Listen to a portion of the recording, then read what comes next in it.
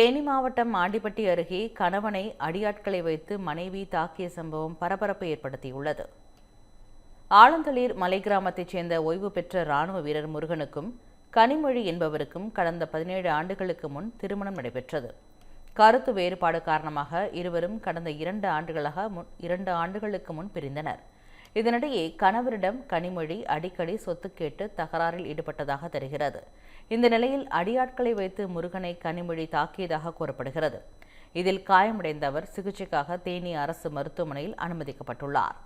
இது தொடர்பாக முருகனின் பெற்றோர் அளித்த புகாரின் பேரில் போலீசார் விசாரணை மேற்கொண்டு வருகின்றனர்.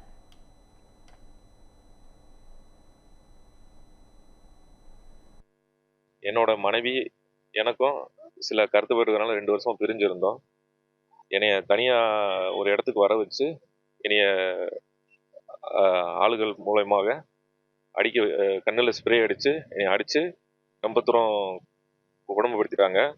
என்னோட கண் பார்வை ரொம்ப சீரியஸ் கண்டிஷனில் இருக்குது. இப்போ நான் கனவளக்கு ஜிஹெச்சில் அட்மிட் ஆகியிருக்கேன். இதுக்கு என்னோட தாக்கின மனைவியும் அதுக்கு தொடர்ந்தப்பட்ட ஆட்களும் உடனே காவல்துறை கண்டிக்க வேண்டும்.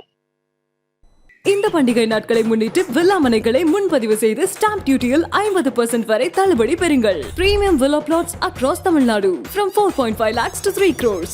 One layer G Square. For details call 8939750009.